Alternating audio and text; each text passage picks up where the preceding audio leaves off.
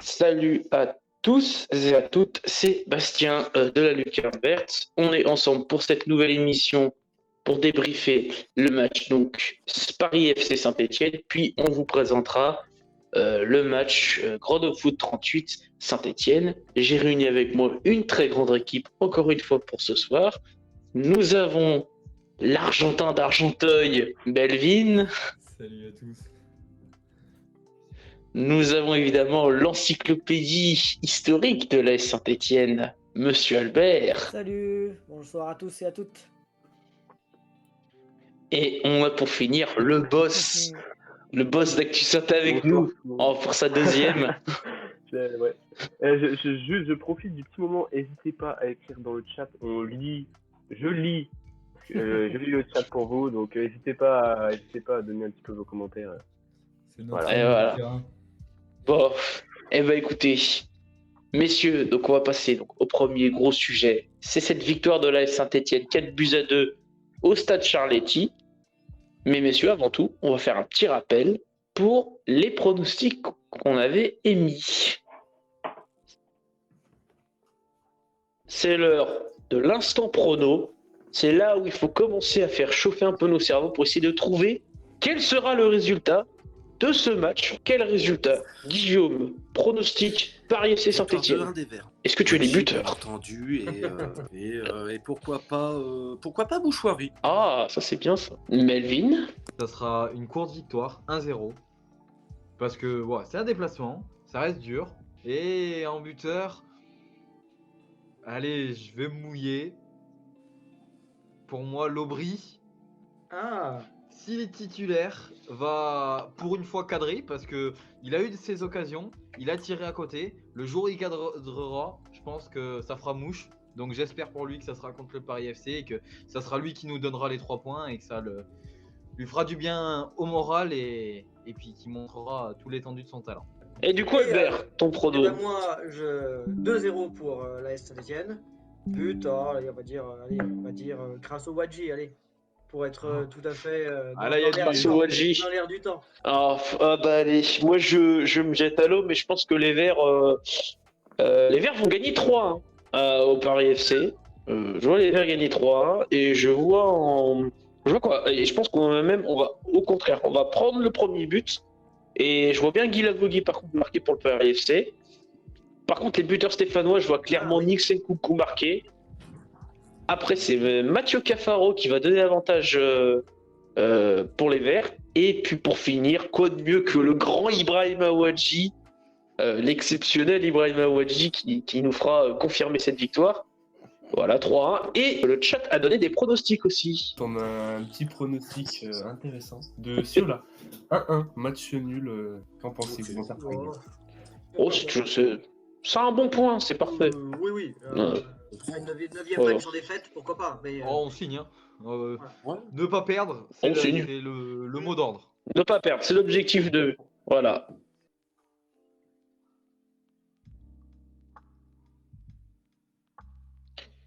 Et comme vous le voyez, on a encore prédit au moins le résultat final. On avait prédit donc à peu près tous une victoire de l'AS. On avait tous prédit une victoire de l'AS Saint-Etienne et on s'est pas trompé. Alors on s'est peut-être trompé sur le score, mais on s'est pas trompé sur le résultat au moins. Et sur les buteurs, pareil, on s'est pas vraiment trompé. Albert qui avait mis Crasso Wadji ont été buteurs. C'est vrai. Melvin, Melvin avait mis Lobry buteur. Lobry buteur, tu me diras le jour où tu reverras ça. Et puis derrière, j'étais le seul sur là à avoir vu Nkunku buteur, tu vois. Mais je suis plutôt content de l'avoir vu, parce qu'il a fait une énorme prestation. Bon, en tout cas, il y avait un peu plus de 10 000 personnes lors de ce match, donc entre Paris FC et Saint-Etienne. Les Verts vont ouvrir le score très très très très tôt, au bout de 22 secondes de jeu. Je crois que c'est le but le plus rapide de cette saison Ligue 2, sans dire de bêtises. Après, les Verts vont se faire égaliser par l'intermédiaire de Pierre Vamel. Et stat un peu terrible, Pierre Vamel n'avait plus marqué de but depuis 2020. Donc on a fait tomber un record assez triste quand même. Comme quoi la Saint-Etienne est peut-être un peu généreuse dans cette période-là. Et puis derrière, eh bien, c'est Iglesias qui va redonner l'avantage au Paris FC avec une petite erreur défensive, malheureusement, une petite erreur de marquage. Mais derrière, les Verts vont revenir, ils vont égaliser vers la 33e minute avec un très beau centre de Cafaro. Peut-être un peu raté de Wadji, mais qui finalement se transforme en passe décisive pour Nielsen Kunku. Et ça fait 2 partout. Derrière, en deuxième mi-temps, les Verts vont un peu faire chavirer le stade. Hein. Ils vont un peu dominer ils vont clairement dominer cette deuxième mi-temps avec un but venu de nulle part à la 62e minute, signé Nielsen Kunku. Et, un centre tir qui a trompé tout le monde. Et puis derrière, super rush de Cafaro qui obtient un très bon penalty et penalty plus Crasso. Ça fait forcément but, hein, quasiment tout le temps. Par contre, Niort. Mais voilà, les Verts gagnent 4-2. On pourra noter aussi une grosse parade. Oui, on pourra noter aussi la grosse parade à la 90e de Gauthier Larsonneur. Pour signifier qu'il a fait aussi un très gros match. Donc du coup, messieurs, les Verts sont 11e, prennent beaucoup d'avance sur la zone rouge. À l'heure actuelle, je crois les Verts ont pris donc 8 points d'avance sur la zone de relégation, sur le premier non relégable. Les Verts semblent avoir pris le bon chemin et ont quasiment les trois quarts du corps assurés d'être en Ligue 2. Et messieurs, c'est le moment de nous faire part d'un petit témoignage, puisqu'on avait une personne de nos équipes était dans ce magnifique parquage du Paris FC. C'est Quentin ici présent. Quentin, tu vas nous raconter un petit peu ton vécu dans cette magnifique cage du stade Charletti. Bonsoir tout le monde, bonsoir le chat, comment ça va? Salut à tous. Salut Quentin. Bah du coup, ouais, je me suis déplacé ce week-end là à Paris. C'était un beau déplacement, ouais, on était un peu plus de 1000. Franchement, belle expérience. C'est pas la première fois que je me déplace, j'avais déjà fait le déplacement à Valenciennes, aussi à Metz, mais Metz c'était un lundi soir, donc on n'était pas autant quand même. Puis là à Paris, ouais, c'est vrai que à part quelques aspects négatifs, c'est vrai qu'on a vu un beau match et une belle ambiance, très belle ambiance même. Et au niveau des filets, c'est beaucoup revenu les filets quand même. Ouais, problématique, ouais. Ouais, les filets, c'est vrai que quand je suis arrivé, on voyait rien. En fait, il y avait le coucher du soleil, enfin même le soleil au début, et ça reflétait sur les filets, alors impossible de voir le terrain. Et après, quand il y a eu le coucher du soleil, on voyait déjà un peu mieux, mais c'est vrai que ça restait quand même vachement médiocre. Hein. C'est que vous avez raté Du coup, le but de Wadji, j'imagine que ça n'a pas été facile. Non, bah après, il y avait pas que les filets, il y avait aussi les drapeaux, tout ça. Donc, moi comme ça, j'ai vu que le penalty, j'en ai vu aucun des buts. En tout cas, oui. Quelle ambiance. Oh, mais quelle ambiance, oui. On n'entendait que les Stéphanois. C'était clair et net. Ah oui, c'était assez audible. Hein. On n'a fait que d'entendre ce magnifique parquage. Qui a vraiment. On peut dire que Saint-Étienne était à domicile un peu ou c'est sûr. Comme toujours, hein, on est toujours un peu à domicile. Là, il y avait le parquage et quand j'ai regardé un peu les vidéos, c'est vrai que même hors parquage, la plupart le stade était en vert et blanc, on peut le dire. Ouais. Ok. Surtout qu'ils ont battu leur record d'affluence. Je crois qu'ils ont battu leur record d'affluence. On peut clairement dire que la capitale ce jour-là était verte. À nouveau. Encore une fois. Ouais. Non mais ouais, c'était bien. Ok. Et toi, tu l'as vécu comment un petit peu supporter, enfin, le match en dehors de l'ambiance, vu parquage, vu que t'as pas vu tous les buts, genre, c'était cool. Est-ce que l'ambiance a fait que t'as passé un bon moment ou t'es un peu déçu parce que t'as pas vu le match? Ouais, voilà. Bah non, en fait, moi, je sais, en allant dans le parquage, je sais déjà d'avance que j'y vais plus pour l'ambiance que pour voir le match. C'est vrai que j'y vais pour chanter, donner de la voix et puis voilà, on profite du moment. Ouais. Et puis au-delà de ça, l'ambiance devait être magnifique dans le parquage. Ah oui, ouais. C'était une vraie ambiance, ouais. C'était plaisant. Ah bah non. Vas-y Albert. Oui, et puis la communion avec les joueurs à la fin du match, c'était vraiment exceptionnel. Franchement, je reste admiratif de l'engagement, de l'ambiance que mettent les ultras, que mettent les supporters stéphanois, ce qui se dit que sur les 10 000 spectateurs, il y avait peut-être 7 000 spectateurs fans de l'ASS, quoi. Sachant qu'historiquement, Paris a toujours été favorable à l'AS Saint-Etienne. Ouais, ça prouve que les Verts sont partout, quoi. C'est-à-dire que à Paris, il y a encore des gens qui vont supporter la Saint-Etienne, quoi. C'est ça qui est fou. Et puis au-delà de ça, ce que j'ai trouvé cool, c'est Nielsen Coucou qui est venu célébrer devant le parquage après son deuxième but incroyable. Mais c'est un showman aussi, c'est vrai. Ah mais oui, mais il sait bien rendre justement. L'image, ça fait un super rendu quoi sur le coup. Et du parquage, tu l'as vécu comment toi du coup la célébration, Quentin? Bah, on voit une vraie communion. Enfin, on voit que les nouvelles recrues qui sont arrivées, elles nous ont un peu, enfin, je dirais pas adopté, mais elles aiment la ferveur qu'on leur donne, quoi. Enfin, il y a une vraie ferveur et ils le sentent, je pense. Parce que imaginez ça début de saison avec le début de saison qu'ils ont fait vraiment médiocre, les boycotts par lesquels on est passé et tout. Imaginez ça maintenant, c'était compliqué, quoi. Puis quand on voit l'ambiance qu'on a mis. Début de saison, je me serais pas dit on aurait mis autant. Rappelez-vous quand même, le début de saison, on était à huis clos à Geoffroy Guichard aussi, donc déjà ça ne pouvait pas arranger.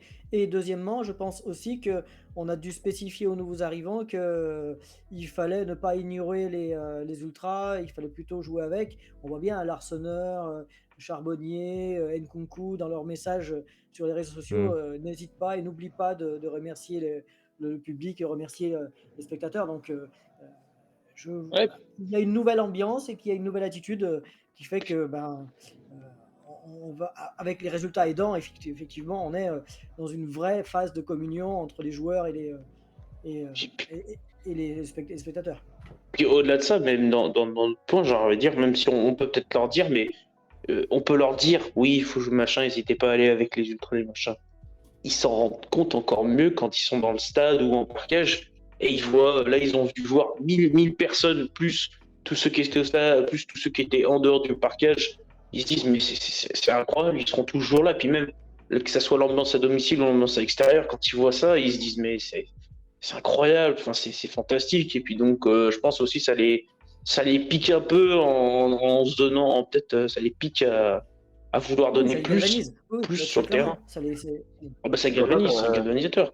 Quentin, t'as l'impression, toi, que ça galvanise les joueurs un petit peu, justement, ces déplacements, le fait d'avoir du public. Est-ce que t'as l'impression que les joueurs sont vraiment chauds, en fait, quand ils voient toujours, ça aide toujours d'avoir un public comme le nôtre derrière son équipe. Enfin, on le voit sur le terrain, c'est pas du tout la même quand on a une équipe à huis clos et puis une équipe avec tout le public qui pousse derrière. Ça n'a rien à voir. Et je pense que les joueurs, avant même d'arriver à Saint-Etienne, ils savent que, enfin, quand ils vont arriver à Saint-Etienne, ils savent que Saint-Etienne, c'est une équipe vraiment qui repose beaucoup sur ses supporters. Enfin, où les supporters, ça compte vraiment et ça fait partie de l'histoire du club. Donc, je pense qu'avant même de signer le contrat, ils le savent que c'est vraiment important d'accorder du temps aux supporters. Oui, ça peut être très intimidant, mais à contrario, je pense très sincèrement que si on est invaincu cette année en 2023 et que si on a su autant remonter de situation, parce que c'est pas la première fois qu'on est mené, c'est pas la première fois qu'on égalise, et c'est pas même pas la première fois qu'on gagne. Donc ça veut dire que effectivement l'appui du public est forcément une force pour nous permettre d'obtenir tous ces résultats, malgré le fait qu'on a été souvent mené cette année aussi, en 2023. Ouais. Eh ben écoute, merci en tout cas Quentin de nous avoir partagé son vécu depuis le parquage du Paris FC. Merci à vous. Son superbe déplacement. Merci à toi. Merci bien. Bonne soirée. Eh ben écoutez, bonne soirée à toi. À la prochaine. Eh ben écoutez, messieurs, nous allons passer au gros sujet du jour. Nous allons faire notre gros focus sur un joueur. Alors évidemment, on ne peut pas ne pas s'accoter, parce que là, sa prestation était tellement exceptionnelle.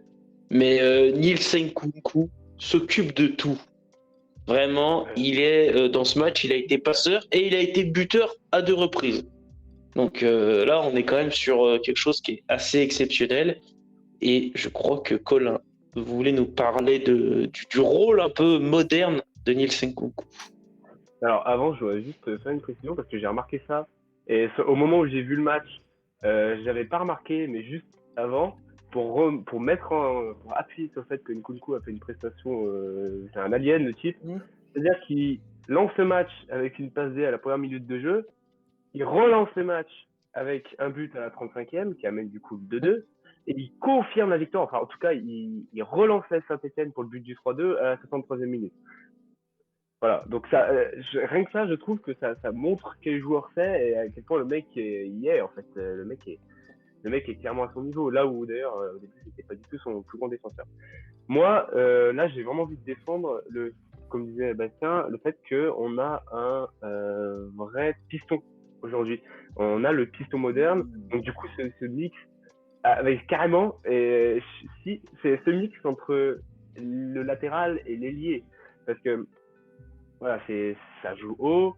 Et du coup, bon, mon premier argument pour vraiment étayer le fait que c'est l'archétype du piston moderne, du latéral offensif moderne, c'est déjà, c'est un mec qui joue dans la largeur. On le voit, il passe ses 90 minutes collé à la ligne de touche. Vous pouvez pas mentir sur ce point-là, il est collé Oui, non, tout le ça, temps oui. sur sa ligne de touche. Ça, je suis d'accord. Là où Ça je va, te suis Rami. moins, là où Ouais, je mais te attends. suis moins, voilà, là où je Ouais, te dis-moi. suis moins, c'est que c'est un très grand attaquant, contre-attaquant, mais il défend pas. Mais justement, Ça, on en vient. c'est pas vraiment le piston alors, moderne. Mais Eh ben justement, alors un piston, le but d'un piston, pour reprendre un petit peu, c'est de savoir défendre et d'attaquer. oui. Au niveau de l'attaque, on est d'accord que c'est un mec qui joue dans la largeur, ça étire les blocs, ça crée de l'espace, ça laisse beaucoup d'espace pour nos milieux parce que du coup aussi, il est en dehors du bloc adverse. Il va chercher les profondeurs, ça crée plus de passes pour les milieux, ça le rend beaucoup plus impactant, beaucoup plus dangereux, notamment en contre-attaque en fait. Un piston, c'est une rampe de lancement. C'est un mec qui est tout le temps tourné vers l'avant, qui va contre-attaquer, qui apprécie faire des duels. On le voit d'ailleurs sur ses dribbles, il a deux dribbles sur 3 tentés de réussite durant sa rencontre. Il provoque, il crée des actions. Et justement, on en vient là. Le mec, il est impliqué dans 3 buts en une rencontre. Et pour moi, c'est son match clé. C'est le match qui démontre que c'est un vrai piston. C'est un piston, en fait, c'est un latéral moderne. Par contre, et d'ailleurs, autre spécificité, après je viendrai sur l'aspect défensif parce que tu n'as pas tort. Parce que pour moi, c'est son axe de progression principal. Autre chose qui montre que c'est un vrai piston, c'est le rôle au second poteau. Un piston joue le second poteau sur un centre trop long, sur un centre dédié. Et son but à la 35e minute, c'est un but de la tête sur un ballon dévié. Et au second poteau, le mec a toutes les qualités d'un piston. Par contre, vrai problème, et je trouve que même ça s'améliore un petit peu, ça va être vraiment l'aspect défensif, t'as pas tort. Même si le mec désomme pas trop, il y a vraiment cette lacune, et là où est le rôle de Léo Petro, et que Léo Petro est très bien placé, vu que c'est un latéral gauche défenseur, il sait jouer, voilà, il arrive à aller combler un petit peu ses erreurs défensives, et c'est depuis que Nkunku, même si Nkunku, je trouve qu'il s'est amélioré dans le secteur défensif, depuis que Petro est meilleur, Nkunku est meilleur et il y a moins de déséquilibre. Voilà. Petro comble bien, mais ça reste quand même un gros axe de progression pour Nkunku. Là où je trouve par exemple que pour Cafaro c'est d'autant plus flagrant, c'est que Cafaro n'a aucune confiance défensive. Et d'ailleurs il cause le premier but, le deuxième but je crois où il même le premier, le premier c'est le centre de Guy Lavogui parce que Petro est tout seul. Petro a vécu le martyr les 25 premières minutes face à Guy Lavogui. Face à Guy Lavogui, oui. Parce que Nkunku n'est pas là. Après, il est parti ailleurs. Et ça, malheureusement, on va dire que. Après, c'est les conséquences d'un jeu offensif. Un 3-5-2, c'est un jeu offensif. Oui. Forcément, derrière, tu t'es prendre sur la largeur, t'as des pistons. Tu t'exposes à des risques après. Avec un saut sur le côté, là, ça va bien fonctionner. Le système de Batles, ça veut ça. Le système de Batles, il veut des 1 contre 1 pour ses défenseurs et que ça soit. Et c'est aux défenseurs de gérer les 1 contre 1. Oui, je veux bien, mais quand tu as un joueur comme Guy Lavogui dans ta zone, en 1 contre 1, c'est suicidaire. Et d'ailleurs, les 25 premières minutes, on l'a vu. Petro a été. Mais bizarrement, après. Trop seul. Alors, Et ça n'enlève pas. bizarrement, après, après 25 minutes, silence Ouais, en radio. vrai, c'était bien géré. Parce que Le rush, on il a duré baissé un 25 peu. minutes. Hein, sur 90, c'est rien du tout en soi. Alors, Ouais, oui, enfin, 25 enfin, minutes plus, où on prend un peu 2 buts plus. quand même. Oui, Un peu plus, mais- parce Les que- 25 plus, minutes Mais dans où l'idée, c'est à cause de pour erreurs. revenir à ce que je disais, t'as un Nkunku qui est sur son rôle de piston et c'est pour ça qu'on ne gardera pas. Mais bon, ça on y reviendra peut-être plus tard. Oh. Mais c'est un Oui. vrai piston. Oui. Pour moi, c'est le piston parfait, même s'il y a cet aspect vraiment défensif à Après- aller travailler. Et je trouve que ça travaille de plus en plus. Et t'as surtout un Petro qui est en sur-régime et qui fonctionne derrière. Donc, Après, de toute façon, il va encore progresser, hein, de toute façon. oui, il est jeune. Oui. Bah écoute, Melvin, je pense que tu as un autre aspect de Nkunku à nous parler. Bah, je vais beaucoup m'appuyer sur ce qu'a pu dire Colin. Mais Nkunku, c'est en fait, finalement, si on regarde, c'est un playmaker. C'est vraiment le genre de joueur qui va te faire jouer toute ton équipe dans le bon sens. C'est-à-dire que sur les premières minutes de jeu, c'est lui qui vient faire le dribble, c'est parce que faut bien se rappeler quand même que il est pas facile ce centre. Il se le crée quand même. Hein. Il se crée cet espace pour aller centrer et aller donner ce ballon. Donc c'est un vrai joueur, un bon playmaker, moi je trouve. Et puis nos attaques, elles penchent de ce côté-là quand même. Malgré tout, elles penchent de ce côté-là. Et c'est ce fait-là qui est à retenir, c'est que il touche quand même pas mal de ballons et il est quand même souvent dans les actions les plus dangereuses. Et ce match en est une preuve vivante où il est sur 4 buts, il est sur les 3 quoi. Il en est sur 3 et puis c'est lui l'auteur de 2 buts et puis la première passe D. Donc je pense que ce qui est très important avec lui aussi, c'est comme disait Colin, qu'il écarte énormément les défenses et énormément le jeu. Et donc du coup, ça permet de faire jouer un peu toute son équipe, de remonter son équipe. Alors oui, c'est clair que niveau défensif, il n'aidera pas son équipe correctement. Ça, je te le conçois, Albert, et je suis totalement d'accord avec toi. Mais offensivement et dans le jeu de transition que veut Batles, parce que il colle parfaitement à la philosophie de jeu et à la philosophie de la compo de Batles et ce que voulait Batles depuis le début. Il voulait un piston qui savait jouer vers l'avant, qui savait marquer, donner des bons ballons et aussi être dans le jeu. Parce qu'on le voit que voilà, il est énormément dans le jeu. Il est sollicité souvent pour des 1-2, pour la recherche de profondeur, pour aller chercher des ballons un peu compliqués, pour étirer ce bloc. Donc vraiment, Nkunku, il fait une forte impression depuis qu'il est arrivé, et ça se confirme de match en match, et ses stats parlent d'elles-mêmes aussi, hein, parce que 4 buts et 7 passes D, c'est pas rien. 6 passes D. C'est 6 Ouais, passes D. Ouais, c'est 6 passes D. C'est formidable. Il va les rattraper. Alors, les amis, j'ai 2 messages du chat, si je peux me permettre. Allez, On a vas-y. Tala, je crois, Tala08, qui nous dit bien qu'il est excellent en piston, mais pas en défenseur gauche, donc voilà, en latéral. Donc vraiment, cet aspect défensif qui revient. Et puis on a David ASS aussi qui nous fait top derrière, mais il lui faut quelqu'un de costaud derrière, en fait. Top, mais il faut quelqu'un de costaud derrière. Ah, C'est clair. Ça revient vraiment. Il n'y a pas de doute là-dessus. Hein. Il y a pas, alors, c'est un joueur qui est en pleine confiance. Et on le voit sur le 3e but. Il était honnête pour dire qu'il avait raté son centre, mais comme tout lui est réussi, ça rentre. Et ben ça fait but. C'est la magie. Pareil sur son premier but. Sur son premier but, c'est une tête ratée. C'est une déviation. C'est une déviation. Une passe décisive. Non, allez.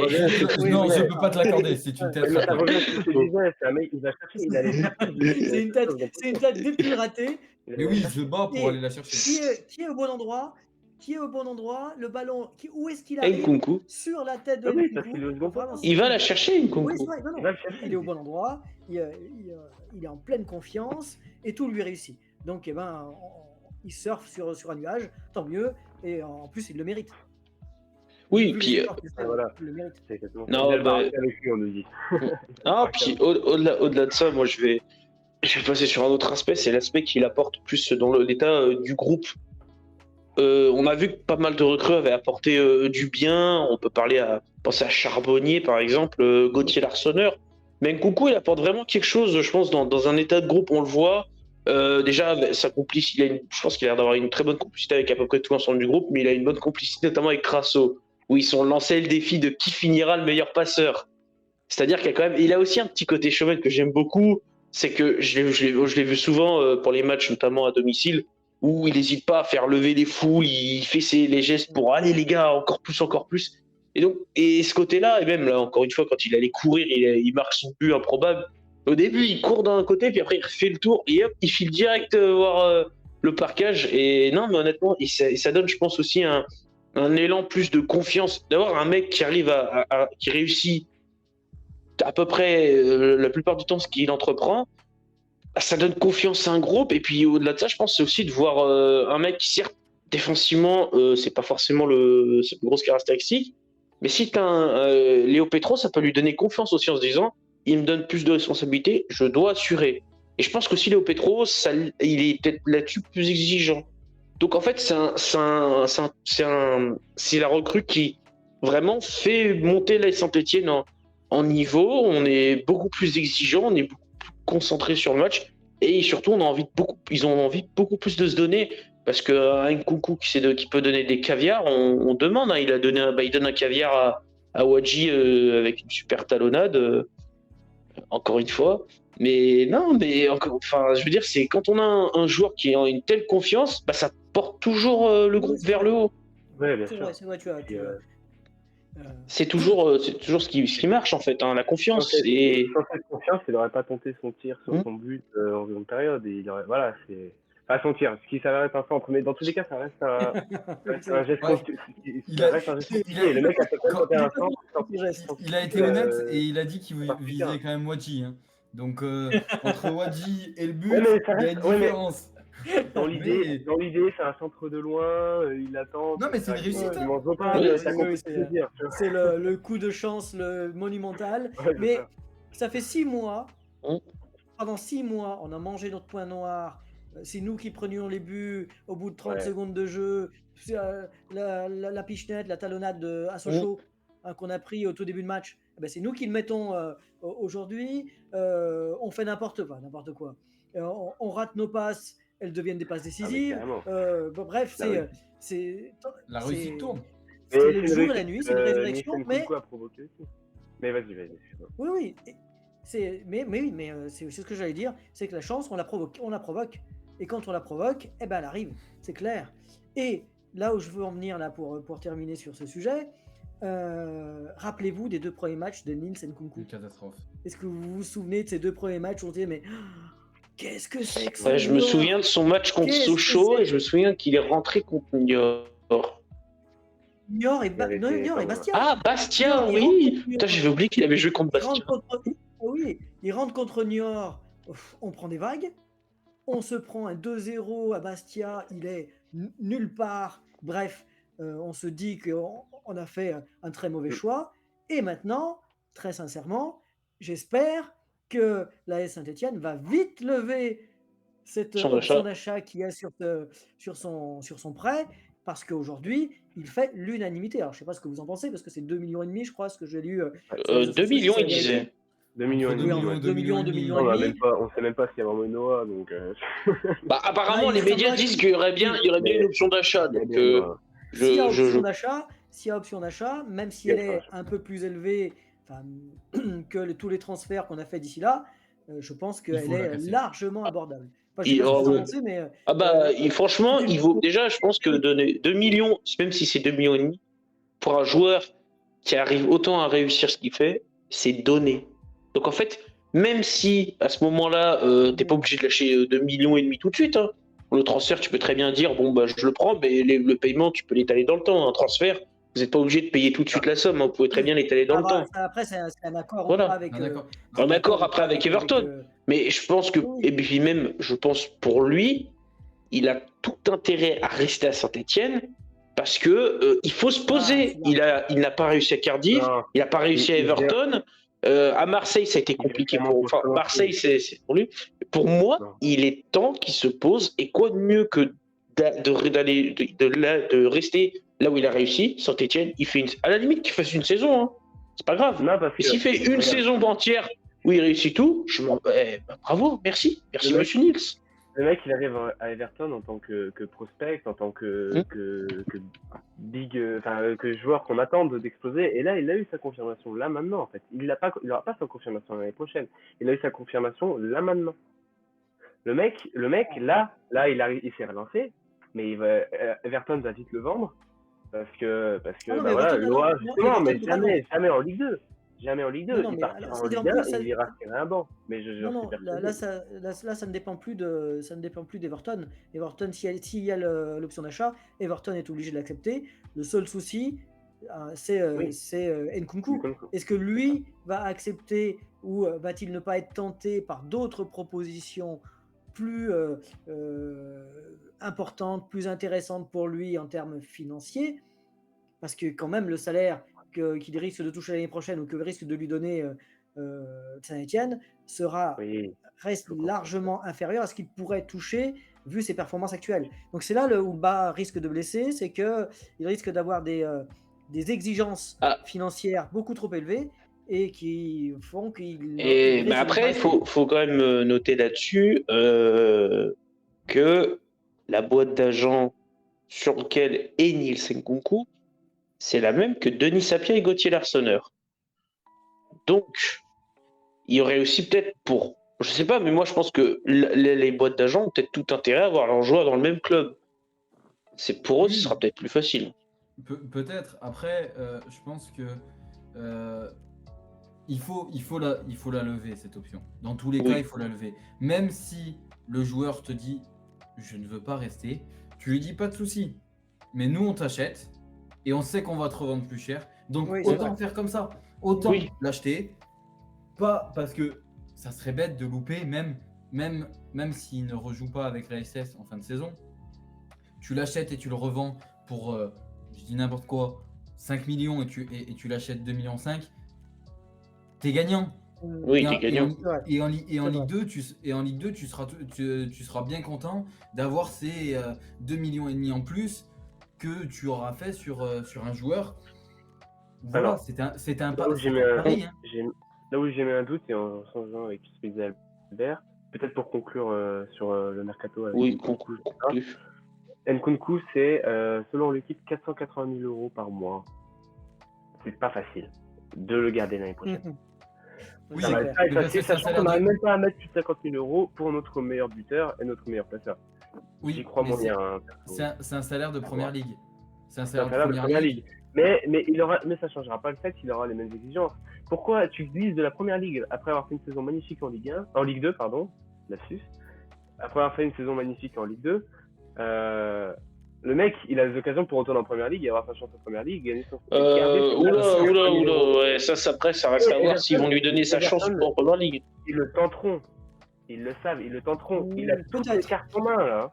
Après, comme le dit, je sais pas, parce que ce que dit Bastien est censé, hein, c'est au lieu de galérer ailleurs dans un environnement que tu ne connais pas, alors que là tu as tout pour réussir et tu as prouvé que l'environnement dans lequel tu étais te permettait de pouvoir bien t'exprimer et t'éclater, oui, ça se tente de rester une saison de plus dans un club qui est aussi bien, qui peut le mettre encore bien plus en valeur que ce qu'il a actuellement. Non, c'est vrai que ça peut se concevoir pour une année. Ça fait du gagnant-gagnant, hein, parce que une année de plus pour Nkunku, s'il fait une année de même calibre, eh bien le transfert l'année d'après, surtout qu'il est jeune, ne pourra être que bénéfique pour lui. Hein. Oui, surtout que si on regarde, Everton n'est pas sûr d'être maintenu en première ligue. C'est vrai. Ils sont au bord d'une relégation. Donc, Everton va peut-être faire du tri. Nils Nkunku va peut-être pas être le premier choix, surtout que voilà, il est arrivé à un moment où il était déjà bloqué. On l'a prêté une première fois, ça n'a pas marché. On l'a prêté une deuxième fois, ça n'a pas marché. Il a été prêté en Ligue 2. Je pense que c'est le championnat, le club, le coach et le système de jeu qui lui vont. Et je pense que lui, intérieurement, on le sait aussi, que c'est pas que s'il retourne à Everton et qu'il joue en 4-4-2 en tant que défenseur gauche, il sait que c'est pas son rôle. Il sait que c'est pas là où il est le meilleur. Donc du coup, il va avoir une sacrée réflexion cet été. Ça sera, je pense que c'est dans les mains du club, c'est dans les mains des deux clubs, mais aussi dans les mains d'Nkunku de savoir quel avenir il veut pour lui, parce que c'est normal qu'ils veulent aller jouer dans un niveau plus haut. Ça peut être compréhensible. Rien que la Ligue 1. Rien que la Ligue 1. Si un club de Ligue 1 vient à s'y positionner dessus, je comprendrais son envie d'évoluer dans la Ligue 1. Mais voilà.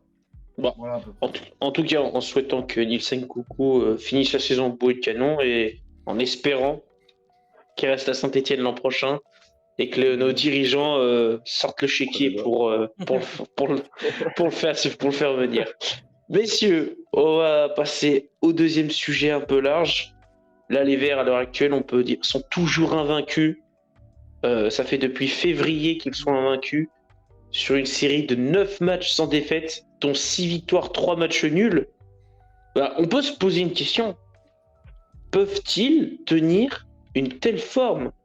Et pour commencer, quoi de mieux que quelqu'un, on va dire, d'assagi comme Albert?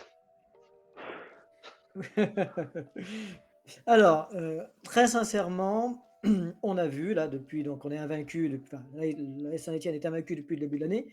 Et si on fait un classement fictif, juste un classement fictif au 1er janvier, eh bien la Saint-Etienne est première, ex aequo avec Metz, 27 points. Ensuite viennent de mémoire Sochaux, Le Havre et Bordeaux, 25 points. Et ensuite Bastia, 24 points. Donc ça veut dire quoi? Ça veut dire que moi, je pense que l'objectif de l'AS Saint-Etienne aujourd'hui, alors c'est un objectif rêvé peut-être, mais j'aimerais bien qu'ils se battent là-dessus, c'est que l'objectif de l'AS Saint-Etienne, ce n'est plus le maintien, enfin, en tout cas, ce n'est plus se sortir au plus vite de ce maintien, c'est de terminer première des équipes de seconde division, enfin de L2 en 2023.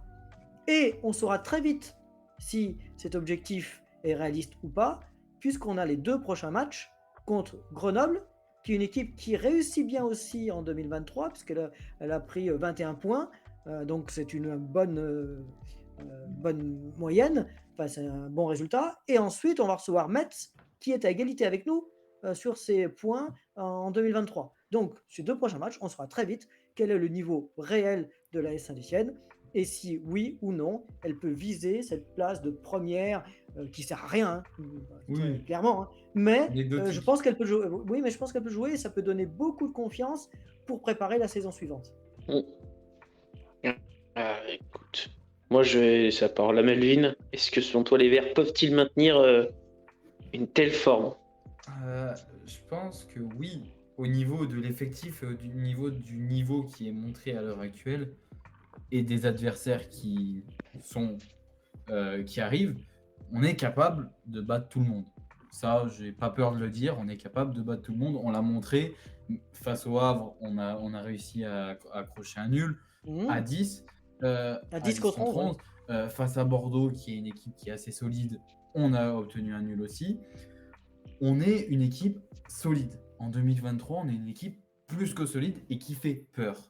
Donc oui, pourquoi pas aller chercher ce titre honorifique de meilleure équipe de... Oui, comme je disais avant d'être coupé,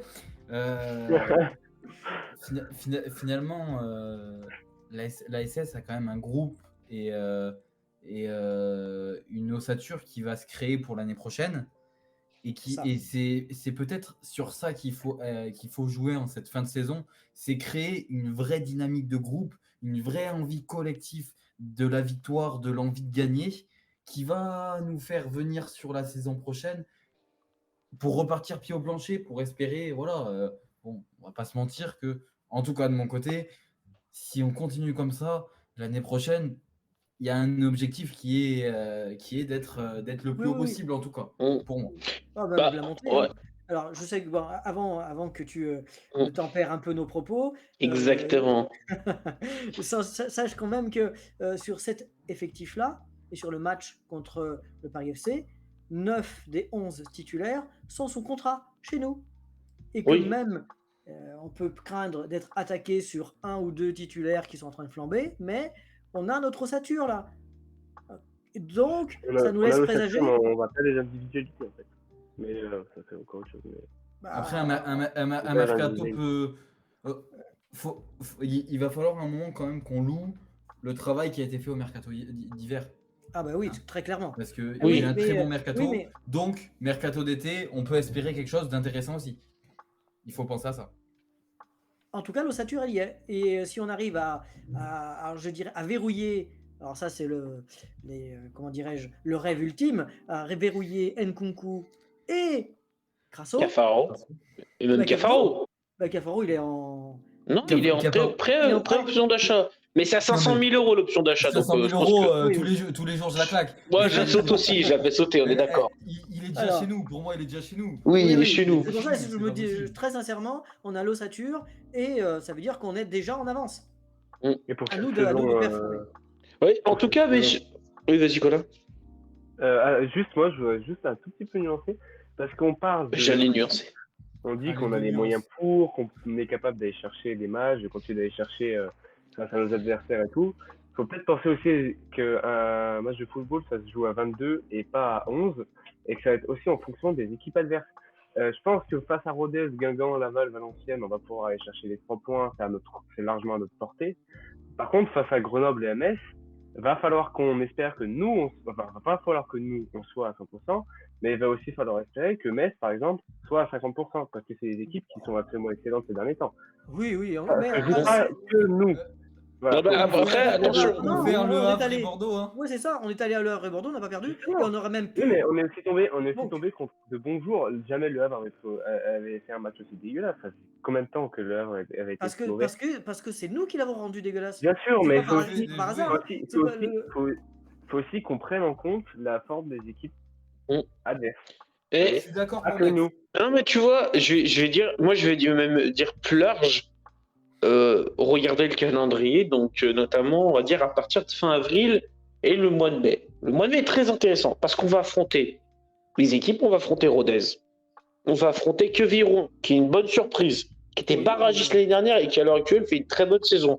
Je pense pas qu'ils vont vouloir nous faire des cadeaux. Enfin, il faut une belle saison pour le coup. Par rapport à un barragiste qui est à 2 doigts de descendre national, il faut une belle saison cette année. Et on va jouer aussi Rodez, donc à Rodez qui n'est pas encore sauvé. On va jouer à Laval, qui n'est pas encore sauvé, qui lutte durement pour le maintien. Autant vous dire que quand on va jouer ces équipes-là, ne vont pas nous laisser de cadeaux. Ça va être le match des tranchées. Va falloir rien lâcher. Parce que, au contraire, parce qu'on savait, jouer Grenoble, jouer Metz, on sait que c'est des équipes qui jouent le tableau, qui sont très dures à jouer. Mais les équipes qui ne sont pas encore maintenues vont être encore plus dures à jouer parce que ça joue la survie et que ça va être très dur. Elles vont pas lâcher leur peau. Donc, il faut pas regarder. Tu l'as dit, Colin. Il faut pas regarder que nous. Il faut regarder les autres. Et les autres, même Saint-Etienne maintenant, ça la cible sur le dos. Hein. C'est pas Le Havre qui a la cible. C'est pas Bordeaux, pas Bastia, pas Grenoble, pas Metz. C'est Saint-Etienne. L'équipe qui fait tomber Saint-Etienne parce qu'elle est toujours invaincue depuis février, elle gagne du crédit de fou. Il y a Oui, je veux bien. La Saint-Etienne à sa tête nous a pris maintenant. Les équipes qu'on va affronter, c'est en fait en quelque sorte nous il y a un mois, c'est-à-dire que c'est une équipe qui a la hargne et qui veut se maintenir. En fait, on va affronter un Laval qui est à 2 doigts de descendre, qui pour l'instant descend, ils sont 17e, il me semble, si je ne me trompe pas. Oui, c'est ça. Au final, ils vont avoir la même hargne que nous il y a un mois et la même hargne que nous maintenant, parce que le maintien n'est en aucun cas acquis. Il nous reste 5 points avant d'avoir un hypothétique maintien, vu que l'année dernière, 8 points d'avance. Oui, mais Colin, juste un truc. Tu peux pas comparer l'effectif de Laval à l'effectif de la SS. C'est-à-dire que, ok, ils auront la même hargne. Mais sur une saison où tu compares les effectifs, c'est pas sur un match. T'as des joueurs, Bergerac l'année dernière. T'as des joueurs qui sont capables de se transformer. Oui, mais c'est la magie de la Coupe de France, ça, tu peux pas voir. Non, oui. Oui, mais dans l'idée, tu vois ce que je veux dire. Je te rappelle qu'à Bergerac, on a joué avec Bakayoko. Hein. Et t'as vu ce qu'il est en train de devenir. Donc, non, messieurs, restons focus sur la Ligue 2 parce que Bergerac, c'est un traumatisme, messieurs. C'est un traumatisme. Tu as raison. Il faut rester sur la Ligue 2. En tout état de cause, aujourd'hui, on a une équipe de Saint-Etienne qui, quand les autres vont venir jouer contre elle, ne vont plus espérer que prendre un point et ce sera un miracle, pas un miracle, mais ce sera un bon résultat pour elle. Alors qu'il y a 6 mois, c'était les 3 points ou rien. Donc ça change tout aussi, hein. Ça change tout. Et deuxièmement, le seul bémol que je pourrais mettre pour cette fin de saison, et même pour le début de la saison prochaine, c'est qu'aujourd'hui, je n'ai pas compté, mais on a peut-être, et pas loin, 40 joueurs sous contrat, et que forcément, Ah bah, il va y avoir un dégraissage cet été. oui, et que il devra être réussi également pour que Laurent Batles ait le groupe qu'il veut à sa disposition pour pouvoir l'année prochaine avoir les résultats qui conviennent. Donc il y a beaucoup d'inconnus, certes, mais je C'est vrai, préfère la situation aujourd'hui que celle d'il y a le lendemain du match contre Annecy, hein, ou contre Juste Rodez. dernier point, parce qu'Alain Blachon l'avait souligné sur Club ASS, c'était une belle lurette. Il faut qu'on fasse gaffe aussi sur un autre aspect, et peut-être que ça clorera le sujet. Si on peut maintenir cette forme, c'est-à-dire que les 3/4 de notre effectif, enfin en tout cas les 3/4 des joueurs clés de notre effectif sont sous menace de suspension. H24, il y a toujours un joueur sous menace. Alors là, je vois qu'il y avait Nicolas Nkunku qui a été sorti de sa menace de suspension, mais il faut faire super attention parce qu'en fait, on peut très bien ne pas finir avec tous nos joueurs cette saison. Et au final, se priver peut-être de points qui auraient été extraordinaires. Alors, le groupe fait que, on va peut-être pas lier, mais dans l'idée. Dis-moi, pardon. Ouais, non, mais t'as raison sur ce Non, mais t'as raison. Bah écoutez, messieurs, je vous propose de clore du coup cette grande première partie sur ce match Paris-FC Saint-Etienne. Et on va faire un petit mot quand même, on va dire un petit mot pour l'équipe féminine de la Saint-Etienne, qui fait une excellente saison et il faut en parler. On vous avait promis qu'on allait en parler jusqu'à la fin de la saison. À l'heure actuelle, les féminines sont à 5 petits pas du titre. Il reste 5 matchs pour clore une saison magnifique, pour monter. Et on a nos experts. Donc, messieurs, la scène est à vous. Écoute, c'est simple. Dimanche 16 avril, à 15h, c'est déplacement en Puy. Et c'est comme jusqu'à la fin de la saison, c'est victoire obligatoire et victoire importante. Alors, certes, il y a un matelas qui nous a été donné par la défaite de Marseille, mais on est encore sous une petite menace parce qu'il y a ce fameux match à une journée de la fin contre Marseille qui peut redistribuer les cartes s'il faut pas, il y a. Mais en tout cas, ouais, nos filles se sont bien préparées. Pour certaines, sont allées même ont été retenues par leur sélection, comme Tania Romanenko qui a été au rassemblement avec l'Ukraine, et aussi Regina Otu, Esther Okoronko et Wenda Beloguin, c'est ça, si je me trompe pas, qui en plus, Esther Okoronko, on peut le noter, qui a marqué un joli coup franc avec le Nigeria. Le Nigeria qui a gagné 2-1 face à Haïti et 3-0 face à la Nouvelle-Zélande. D'accord. C'est ça. Donc du coup, de bonnes préparations pour nos joueuses, surtout Regina Otu et Tania Romanenko, qui sont des titulaires indiscutables dans cette équipe. Tania Romanenko qui, elle, a gagné 1-0 avec son Ukraine face à l'Estonie. Mais en tout cas, ouais, une bonne préparation pour nos Vertes. Pour les autres, c'était entraînement toute la semaine. Et puis voilà. Et puis maintenant, il faut espérer pour ce match au Puy une belle victoire et puis continuer cette série. Attention, par contre, il y a un point noir, une inconnue, c'est la S féminine va aller au Puy avec deux joueuses majeures suspendues, Otu justement, et Laurie Jesus. Toutes les deux sont suspendues. Ouais. Alors, Otu notamment, elle est un titulaire indiscutable. Je regardais là, Otu, elle en est à plus de 1300 minutes jouées au général, ce qui, oui, c'est une titulaire réellement indiscutable. Bon, peut-être que ça peut, ça peut relancer Abby Carcio, qui joue à peu près au même poste, mais qui a disparu de la circulation avec l'éclosion de Faustine Bat. Abby Carcio devrait peut-être retrouver une place de titulaire, ça pourrait la relancer, vu qu'elle a disparu un peu des radars. peut-être à l'attaque, il y a peut-être une ou deux joueuses. Il y a la Nigériane qui avait, tu rappelles-toi, celle qui a marqué son premier but en rentrant, je sais plus contre Nîmes, je crois. Ouais, les deux sœurs, ouais, c'est ça. contre Donc on pourra peut-être les voir un peu plus longtemps, mais c'est quand même des inconnus parce que deux titulaires et deux joueuses très importantes pour le groupe. Donc il y a une inconnue majeure, en espérant que les féminines soient plus fortes au Puy. Le Puy est 7e, donc normalement c'est un adversaire à sa portée. Malgré tout, c'est un match à l'extérieur, donc le résultat n'est pas assuré. Je ne sais pas ce que fait Marseille. Non, si, je crois qu'ils reçoivent d'ailleurs, je ne sais plus qui. Même voilà, 6 points d'avance, c'est un petit matelas, pas suffisant. Donc voilà, il faudrait une belle victoire. Et continuer cette série pour ce match. Ouais, continuer cette série. Pour continuer c'est une série rester invaincu. Rester invaincu et finir cette saison un peu en montrant que l'ASS féminine fait sa saison et a pas lâché de bout en bout. Ce sont elles les patronnes. Ce sont elles les patronnes, elles doivent le rester malgré les absences des deux joueuses là pour suspension. Donc on sera très attentif, on sera très espérant une belle victoire pour qu'on puisse en reparler la semaine prochaine avec la meilleure addition du groupe. Très bien. Avec un grand sourire et un but de Payton, bien sûr. Très bien. Elle sera titulaire à coup sûr. Ah bah oui. Écoutez, en tout cas, on souhaite une belle victoire pour nos féminines et vraiment qu'elles continuent comme ça et qu'elles montent en D1. Ce serait magnifique. Messieurs, on passe du coup au Before, la préparation, l'avant-match entre, on va dire, ce match régional. C'est pas un derby, c'est un match régional en tout cas, entre le Grenoble Foot 38 et l'AS Saint-Etienne.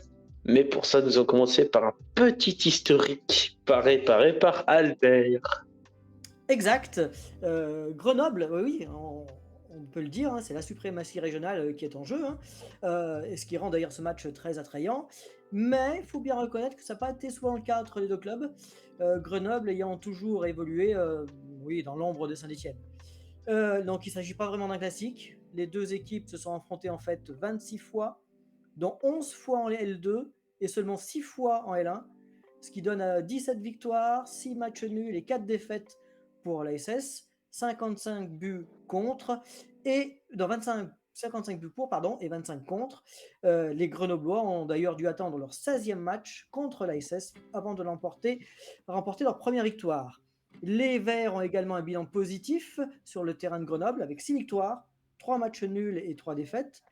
À noter que Saint-Etienne a affronté 3 fois Grenoble en terrain neutre en Coupe de France et à chaque fois à Gerland pour autant de victoires. Les Stéphanois qui se sont illustrés contre Grenoble ou qui ont évolué avec les deux clubs, en fait, 37 buteurs stéphanois différents se sont illustrés lors des ASS Grenoble. Ignace Tax, un des 10 meilleurs joueurs de l'histoire de l'ASS, et Jean Loer, un autre très grand joueur injustement oublié, ont marqué un quadruplé et un triplé le 21 novembre 1943 pour une victoire 10-1, le score le plus lourd entre les deux formations. Eugène Njoléa, premier noir africain à jouer à l'ASS, a inscrit un triplé le 11 janvier 1959 pour une victoire 6-1 en 32e de finale de la Coupe de France. Et Roger Milla, un autre célèbre Camerounais, a également inscrit un triplé le 7 décembre 1985 à Grenoble. 10 joueurs ont commencé leur carrière en vert contre Grenoble, parmi lesquels on peut citer l'international français François Heut, 9 sélections, mais qui connaîtra une carrière mitigée à Saint-Etienne. Mais aussi plus proche de nous, Vincent Ognon, l'actuel entraîneur de Lilian Compan, le 3 août 2002. 4 joueurs ont inscrit leur premier but en vert contre Grenoble, le défenseur Francis Camerini, le 1er mars 1970, c'est d'ailleurs le seul but de sa carrière. Jürgen Milewski, un Allemand, le 9 août 1985, il n'a marqué que 2 buts. Et les 2 autres qui ont marqué leur premier but en vert contre Grenoble, vous les connaissez, je suis sûr. Quels sont-ils? Est-ce que vous vous en rappelez? Dylan Chambost. Dylan Chambaud et Anthony Briançon. Briançon. Ça revient, Briançon, ça revient. Ah ouais. Par contre, on remarque qu'ils n'ont plus marqué depuis. Malheureusement. C'est pour bientôt, Briançon, c'est pour bientôt. C'est pour bientôt. Je comprends. Reste à souhaiter qu'ils soient malades d'une forme de malédiction. 35 joueurs ont évolué dans les deux clubs, parmi lesquels on peut citer le gardien Jody Viviani, le défenseur Vincent Ognon, le milieu Laurent Batles, et oui, Laurent Batles venait de Grenoble avant d'arriver à Saint-Étienne, et l'attaquant Laurent Paganelli. Une particularité, donc, on peut le voir, les deux entraîneurs des deux équipes actuelles ont joué à Saint-Étienne. Je voudrais revenir sur quelqu'un qui est très très important, peut-être l'un des plus grands entraîneurs français de tous les temps. Il s'agit d'Albert Batteux, qui a entraîné le Grand Reims, double finaliste de la Coupe d'Europe des clubs champions. Il a entraîné l'équipe de France, 3e à la Coupe du Monde en Suède en 1958, et qui est passé par Grenoble avant de venir à Saint-Étienne, où il a été 4 fois champion de France et 2 doublés en championnat à la fin des années 1960, les premiers de l'histoire du club. Actuellement, dans l'effectif stéphanois, Jémy Giraudon est passé par Grenoble, il y a joué 4 saisons, de 2012 à 2016, et dans l'effectif isérois, on a Loris Néry, présent au club depuis 2020, qui a été formé à Saint-Étienne. Parmi les matchs marquants entre les deux clubs, peu de Grenoble-Assès qui ont été décisifs, à part des matchs à élimination directe, mais certains d'entre eux ont donné lieu à des anecdotes que l'on peut raconter. Tout d'abord, on peut aborder le Grenoble-ASS du 1er mars 1958. C'était un 6e de finale de la Coupe Charles Drago. C'était une coupe qui était réservée aux équipes éliminées de la Coupe de France. Il a été joué à Grenoble. Il a été remporté par Saint-Étienne 2-1 grâce à des buts du Hongrois Ferenc Nájors et de Jean Olésiak, le père de Thierry Olésiak, joueur de l'ASS et adjoint de Christophe Galtier. La victoire a été longue à se dessiner face à une équipe qui évoluait pourtant à l'époque en Division 2, puisque Jean Olésiak a inscrit le but vainqueur à la 88e minute. Cette victoire a été importante puisque l'AS Saint-Étienne en a profité pour remporter cette compétition en battant Nice en finale 2-1. Le match suivant a été disputé lors de la Coupe d'été, et là ici il y a une belle anecdote à raconter puisque la Coupe d'été était une compétition amicale certes, le 10 mai 1986. C'était surtout l'occasion pour les équipes engagées d'essayer des joueurs avant de les enrôler. Et justement pour ce match, Grenoble-ASS, les Stéphanois mettent à l'essai un certain Abedi Pelé, qui a fait l'étalage de toute sa classe. Malheureusement, les dirigeants préféreront miser sur 2 Bulgares, Dimitrov et Slavkov, plutôt que sur le Ghanéen, qui se verra juste proposer un contrat pour jouer avec la réserve, car à cette époque, seuls 2 étrangers étaient autorisés en D1. Pour l'anecdote, c'est le Bulgare Slavkov qui a marqué le but stéphanois de cette rencontre, et vous voulez dans le mille, ce sera le seul but qu'il inscrira cette année-là avec l'ASS.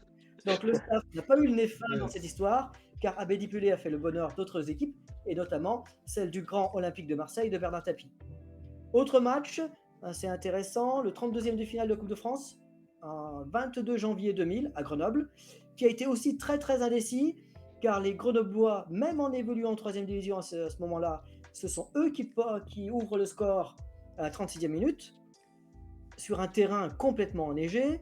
Bertrand Fayol, l'un des chouchous de Geoffroy Guichard en D2, mais qui est moins utilisé par l'entraîneur Robert Nouzaret en D1, a remplacé le capitaine Kader Ferraoui à la 52e minute.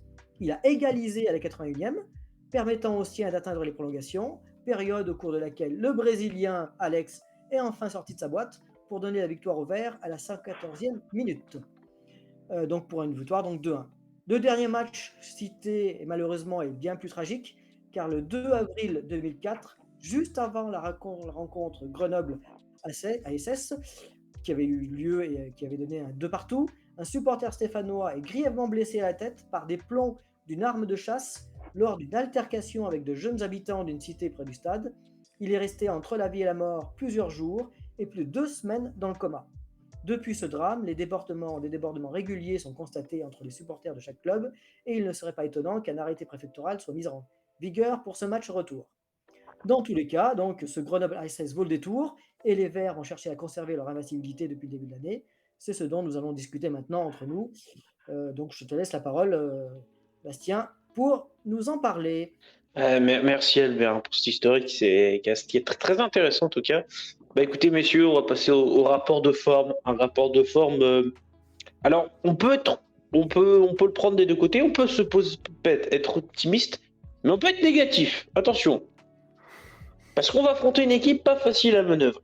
Donc tout de même, nos Verts, hein, l'AS Saint-Etienne en termes d'état de forme, je répète, hein, sur les 5 derniers matchs, c'est la 5e équipe du championnat. Donc 3 matchs nuls et vient d'enchaîner sa 2e victoire d'affilée. 10 buts marqués pour 6 buts encaissés. Un ratio plutôt bon, même si ça fait un peu plus d'un but encaissé par match. Toujours notre défaut, la défense. Les meilleurs buteurs, vous les connaissez. Crasso, meilleur buteur de Ligue 2, avec 15 réalisations, à égalité avec le Messin Mikotadze. Et on a aussi Ibrahim Awadji, avec 9 buts. À l'extérieur, les Verts sont nettement améliorés. Ils sont 13e du championnat, avec 4 victoires, 5 matchs nuls et 6 défaites. Une seule défaite à l'extérieur depuis 2023. La défaite était à Bastia, 2-0. Les Verts, par contre, marquent beaucoup à l'extérieur. C'est la 2e attaque, avec 23 buts marqués. Mais comme d'habitude, ce qui fait le défaut de la Saint-Etienne depuis cette saison, c'est la défense.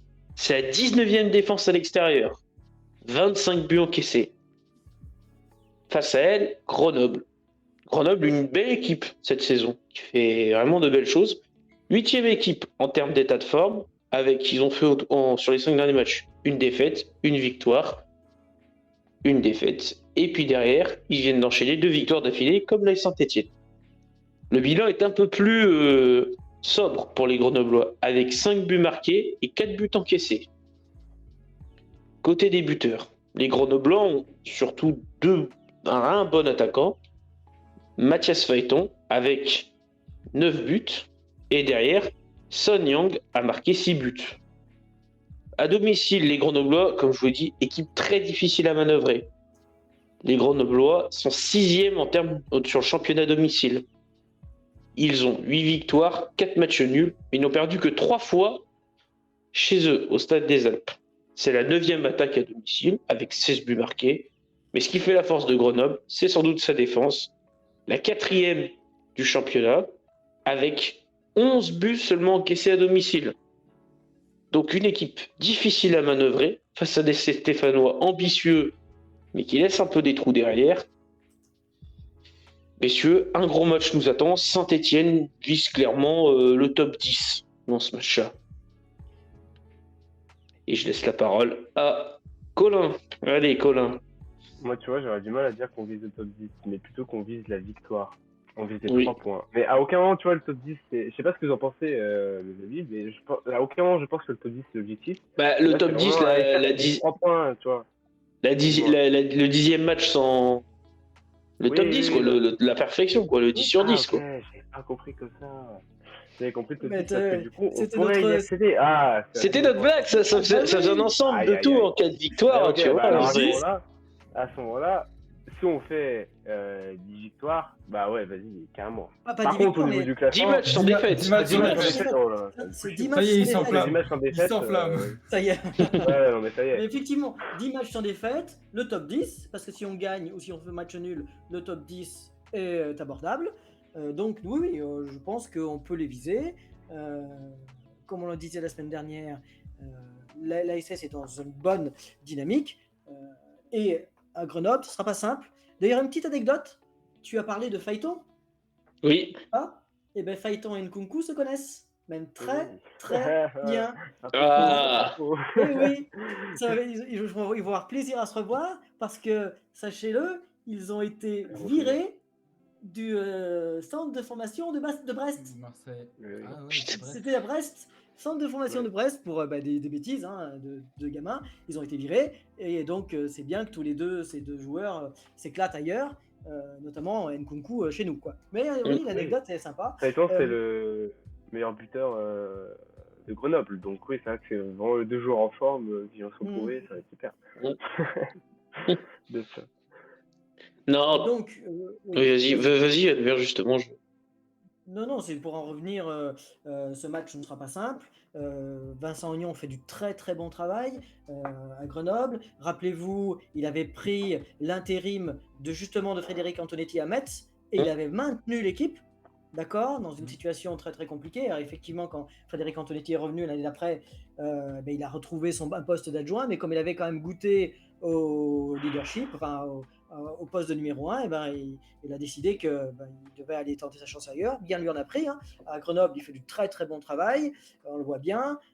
Grenoble est dans les 10 premiers et en 2023 fait un super parcours aussi. Hein. Donc ça veut dire que ce ne sera pas simple, qu'on aura une belle adversité, mais aussi, si c'est un bon test, de bonnes encore connaissances et une assurance de voir une équipe de la Saint-Etienne, de voir comment elle va se comporter contre une équipe qui est du niveau de Bordeaux ou de Le Havre. Donc ça veut dire que ce sera un match super sympa à regarder. Malheureusement, un lundi soir. Bon, ça, voilà, c'est une grosse. En tout cas, puis au-delà de ça, je veux dire, c'est un match où c'est un peu, on va dire, c'est deux équipes qui sont quand même assez opposées dans le style. On a plus un Grenoble très bon défensivement.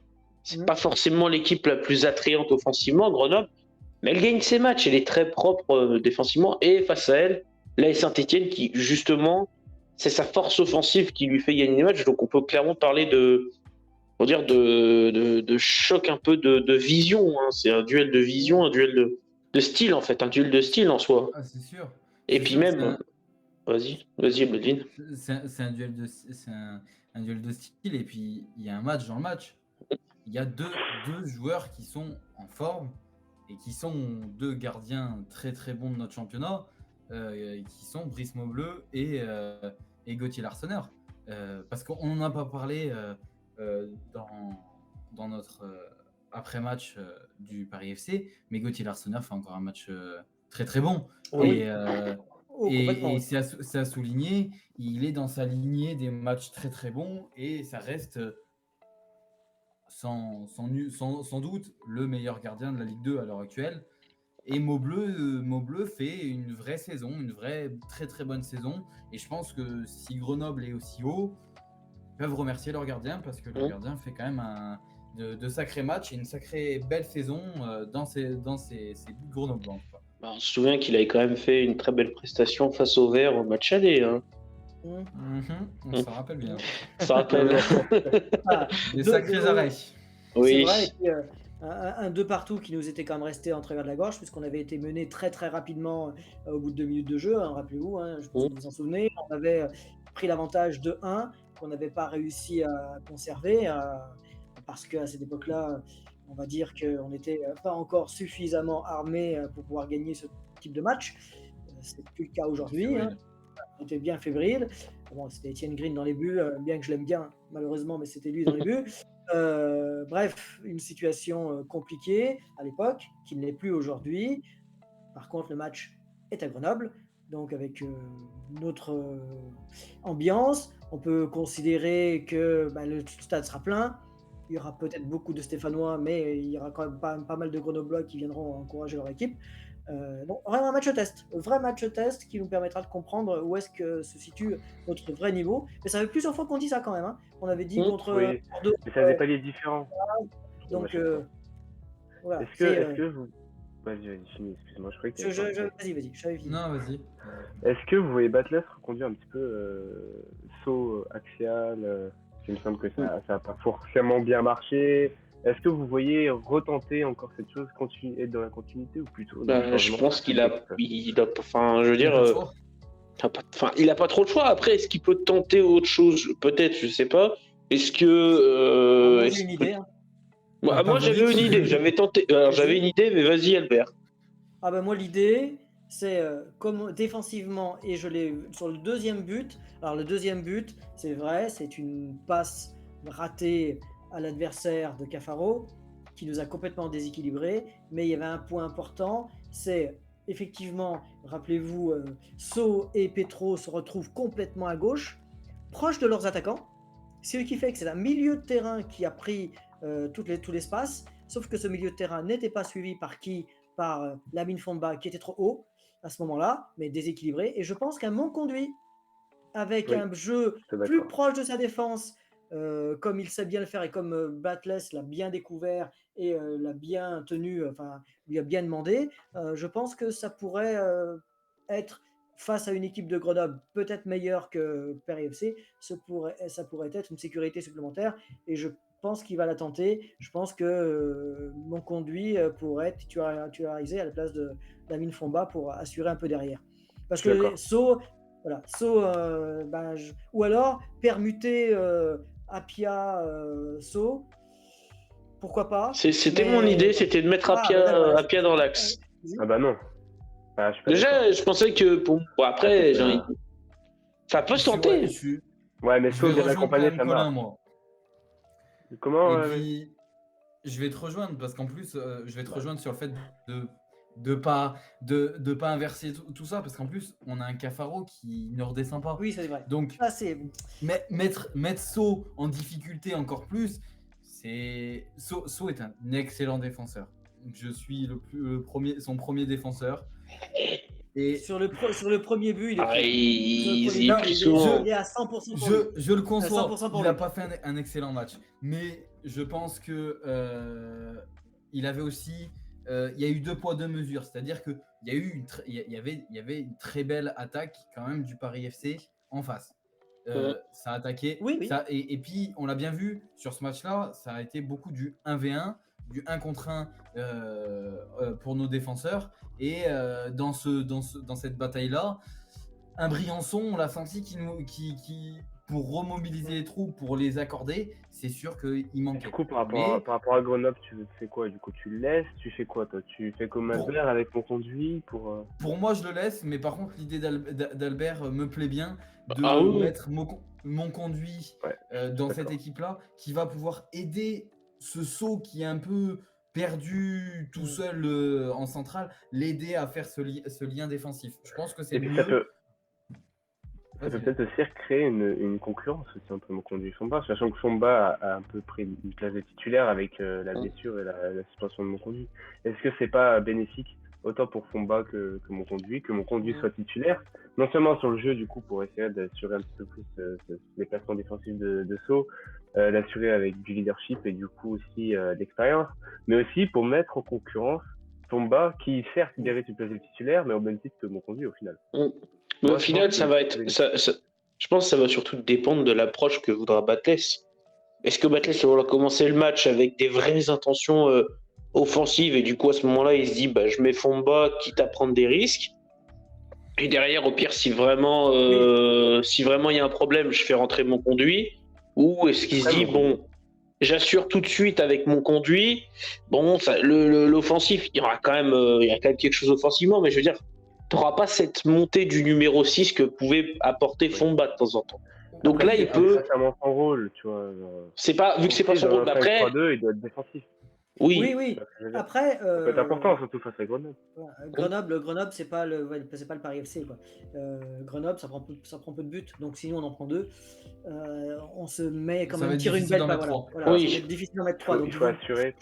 Je pense que Laurent Batles voudra assurer d'entrée de jeu pour ne pas avoir à courir. Je suis plutôt d'accord avec toi, Albert. Là-dessus, pour moi, il faut mettre mon conduit. Là-dessus, moi, je suis plutôt d'accord avec vous. Et peut-être revoir Mouefek titulaire si il est apte à être titulaire, parce que ça sera encore une question, une interrogation. Mais c'est sûr que cette continuité-là que je parlais la semaine dernière du milieu, je pense que cette fois-ci, il faut changer. Il faut changer parce que défensivement, il va falloir un milieu un peu mettre plus un mec un peu avec. L'Aubry va peut-être falloir lui créer un électrochoc, lui faire goûter un peu au banc pour comprendre que il y a du monde à côté de lui, parce que je l'apprécie, mais il est en dessous des performances qu'on attend de lui et qu'on a pu voir à certains moments, et aussi l'année dernière quand il était à Non, mais honnêtement, oui. Moi, je suis plutôt d'accord pour qu'on titularise Mouefek. Mettre tout de suite l'impact que peut mettre Mouefek. Parce que Mouefek, si tu le mets, même si c'est 70 minutes, c'est 70 minutes où il va jouer à 200%, quoi. Il va jouer même à 300, 400%.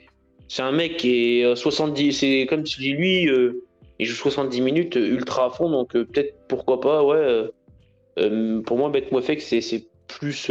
C'est dans cette optique-là que je titulariserais Mouefek. Beaucoup de choses. D'avoir tout de suite un mec, voilà.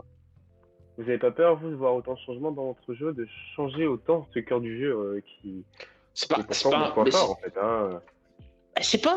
c'est pas des si, enfin, c'est pas des si gros changements parce que ils ont l'habitude de jouer ensemble. On a déjà vu mon conduit, moi, fake Bouchoirie, on a déjà vu mon compte machin. Je veux dire, ils ont l'habitude, donc pour moi, c'est pas un gros changement. Ça serait un gros changement si on aurait été au début de saison, mais là, le trio mon conduit, moins fait que Boucherie était le trio titulaire avant leur blessure. Donc les retitulariser, c'est pas vraiment un très très grand risque puisqu'ils ont déjà joué ensemble et bien joué ensemble. Donc oui, contre Grenoble, il nous faut une assurance défensive supérieure que celle qu'on a eue contre le Paris FC, pardon, le Paris FC. Et il me semble que ces 3 joueurs-là, derrière, sont plus rassurants. Après, moi je rejoins Colin sur le fait que, certes, changer de milieu, c'est peut-être un gros changement, entre guillemets, mais avec le match qu'on a produit au milieu de terrain contre le Paris FC, c'est là où les changements sont impératifs, en fait. Parce que contre le Paris FC, on n'a finalement pas été si dominateur que ça au milieu. Et on a manqué à certains moments de lien en ce milieu, entre sa défense et le milieu, entre le milieu et l'attaque. Donc je pense que, certes, c'est changer de joueur, ça reste quand même... changer beaucoup de monde au milieu, ça reste un pari, mais c'est un pari qui est peut-être à prendre sur un match où on n'a pas tant dominé que ça et où on va avoir une adversité assez différente de ce qu'on a eu contre le Paris FC. Et puis pour terminer, c'est un risque qu'on peut prendre parce qu'on n'a pas grand-chose à perdre. On a 8 points d'avance maintenant sur la zone de relégation. On n'est plus sous pression comme on a pu l'être ces derniers mois. Bon, écoutez, en tout cas, messieurs, on va souhaiter le mieux possible et en tout cas, ce que les joueurs titulaires fassent le boulot sur le terrain, c'est ça qui soit important. Et là, c'est l'instant Madame Irma, Nostradamus, boule de cristal, c'est l'heure du prono. Messieurs, vos pronostics, les buteurs, on va commencer par Albert. Grenoble-Saint-Etienne, qui vous vois-tu gagnant? Alors, devinez. La Saint-Etienne. Alors, 2-1. 2-1, parce que je pense qu'on va encore prendre un but. 2-1, et je mettrai... Alors, en buteur, j'aimerais voir cette fois-ci Cafaro, et je sais pas pourquoi, pour une fois, donc complètement quelque chose d'improbable, hein, mais pour une fois, je me le mouille. But sur corner de Sceaux. Voilà. Voilà qui fait plaisir à Belvin, ça. Mais surtout qu'on n'a pas marqué sur corner cette année. On n'a pas marqué c'est surtout ça, en fait. C'est que si on arrive à marquer sur corner, je serais déjà heureux. Bon, allez, justement, Belvin. Écoute, j'y ai pensé à ce scénario-là, à peu près le même que toi, Albert, mais vraiment ce 2-1, mais je nous vois quand même avec une puissance offensive forte, donc je vois un 3-1 moi, avec Sceaux, je l'avais noté dans mes petits papiers, mais alors pas, mais bon, voilà, tu me l'as piqué, mais ça sera pour moi Sceaux. J'aimerais bien un but de l'Aubry, mais bon, avec tout ce qu'on a dit, je le vois pas titulaire, donc je partirais plus sur du coup Sceaux, Wadji et soyons fous, Nkunku sur sa lancée. Très bien. Allez, Colin, le boss chez toi un peu. Je trouve super optimiste sur les buts, alors que Grenoble n'encaisse rien en fait. Ouais. Moi, franchement, tu vois le 1-0, but de Cafaro. Voilà, match terme, match où on contre-attaque, on se fait un peu chier pendant 90 minutes, c'est tout. Cafaro qui met, je sais pas, une frappe au pif dans la surface, c'est pas sur un 1-2, non mais voilà, voilà. Bon, but de Cafaro, 1-0 au terme des 90 minutes du jeu, ça c'est Grenoble, tout simplement. Et moi, justement, je vais aller un peu à l'encontre de ce que tu as dit, Colin. Tu disais que Grenoble était une équipe qui prenait qui prenait pas beaucoup de buts, mais moi j'ai envie de dire qu'à chaque fois qu'on a dit ça, bizarrement les matchs étaient un peu débridés. Donc je vais dans le sens que le match va être débridé, vu que c'est lundi et que les joueurs vont avoir envie de se lâcher. Je vois un 4-2 pour la Saint-Etienne. Oh. Ah oui, 4-2. Ah oui. Oui, oui. Ah oui, oui. Là. Ah oui, je me mouille clair. Oui, mais y a pas de problème. 4-2, j'annonce que Wadji va mettre un doublé. Ah, ça y est, tu nous le lâches plus, ton Wadji. Voilà. Wadji pour le doublé. Et Coucou, il sera pas buteur, mais il sera passeur. Ça, c'est sûr et certain, j'en suis persuadé. Cafaro va marquer, évidemment. Et puis le dernier buteur, pour la belle histoire, je veux Benjamin Bouchoirie qui marque. Voilà. Personne n'a mis Crasso. Ouais. Ah non, Ouais. moi je vois justement. Tant mieux. Tant mieux. Tant mieux. Bon, comme ça, il nous fera mentir. Il nous fera mentir de ne pas l'avoir mis. Ouais, voilà, on va essayer que ça fasse là. Voilà. De toute façon, c'est toujours ça. Sachez Voilà. pour l'anecdote, c'est que Crasso, bon, il a marqué plein de pénaltys certes, mais il a rattrapé au nombre de buts en Division 2, je parle en Division 2, un certain Robert Herbin, qui avait marqué 15 buts dans l'année 1962-1963, et s'il en marque un autre, il le dépasserait. Donc ça situe quand même la performance. Ouais, Oui, c'est c'est une belle performance. très grosse performance. C'est à souligner. Puis, d'ailleurs aussi, il faudrait revenir à. Ça fait combien de temps qu'on n'a pas eu un buteur qui a marqué plus de 15 buts? Pierre-Emerick, Pierre-Emerick, voilà. Ouais. Voilà. Là, bah écoutez, messieurs, sur ces bons pronostics, on est plutôt optimiste, on est plutôt confiant. Mais on va passer à la dernière partie. Le jeu présenté par Albert. Ah, le jeu que tout le monde attend, j'ai l'impression. Alors, on va rester sur les mêmes règles que la semaine dernière, parce que j'ai pas trouvé pour l'instant une manière originale de changer. On en reparlera par la suite. Alors, vous avez un joueur à trouver, des indices, d'accord. Alors, les joueurs sont plus simples que la semaine dernière. Ouais. Attention, merci. attention, les indices sont plus durs. Ah, Mais les indices On sont aime. plus durs. Albert. D'accord. Ah, c'est parfait. Et encore une fois, je vous donne un indice commun. Et l'indice commun, c'est le Milan AC. Juste, d'accord. Mais attention, piège. Attention, piège. Milan AC, mais attention, piège. D'accord. Ok, parce que là. Piège. Je vous le dis. Et je commence. Vas-y. Allez, le premier, il a débuté à l'école de foot de Bayonne. C'est Ruffier. J'ai qu'à mettre bien joué. Mais non, mais n'importe quoi. C'est le seul Bayonnais. C'est le seul Bayonnais. Oui, c'est vrai. Non, C'est vrai, vous avez raison. C'est facile. Ouais, c'est vrai. Il faut pas lui parler du rugby, lui aussi. Ah voilà, le Bayonne. Alors, je vous donne quand même les indices que j'avais prévus. Après, oui, celui-là était plutôt facile, parce que le deuxième indice, vous auriez tous trouvé, parce qu'il a été formé à Monaco, où il a commencé sa carrière professionnelle. Et l'indice du Milan AC, c'est qu'avant de signer à la Saint-Etienne, il était convoité par le Milan AC. Ah, d'accord. Okay. Voilà. C'est pour ça que je dis piège. C'est pas forcément quelqu'un qui a joué au Milan AC. Parce que je voyais pas le rapport avec Ruffier, du coup c'est pour ça que j'ai douté. Le rapport Milan AC Ruffier, j'ai eu un doute. Voilà, et oui, pour ça, oui. Et donc il a été le vainqueur de la Coupe de la Ligue et il a été en conflit avec l'entraîneur Claude Puel avant d'être licencié par le club. Un autre, aussi facile, mais là encore, attention aux indices. Il est le fils d'un joueur de football professionnel. Il y en a beaucoup. Aubameyang. Qui a dit Aubameyang? Moi. Eh ben 2-0. Il vous. Mais... Je connais en plus l'histoire. Je connais l'histoire avec son père. Je connais l'histoire avec son père en plus. Et qu'il était au Milan AC d'ailleurs. Il était au Milan AC. Voilà. Effectivement. Ouais. Le Milan c'est que Aubameyang était en contrat avec le Milan AC. J'aurais dû commencer par un autre indice. Est-ce que vous auriez trouvé si vous avez dit son frère a joué dans l'équipe réserve? Oui.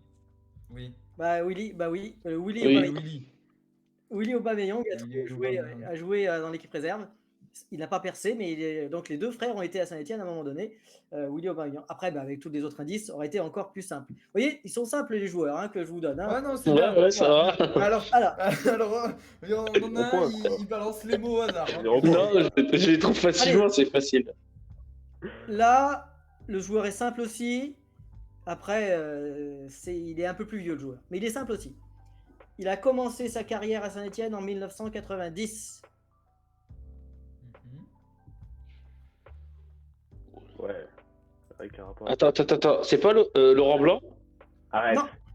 Non. Allez, c'est bon, ouais, Ça serait parti, tu te hein. calmes. Hein. Le casse. Est-ce que vous avez, une idée?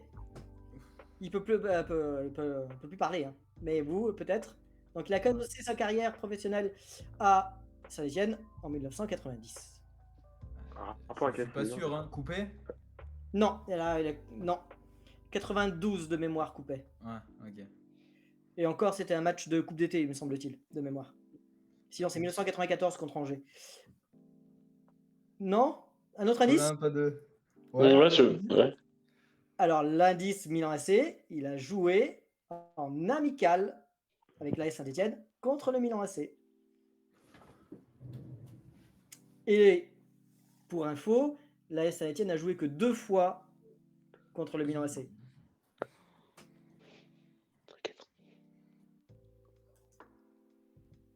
Alors là...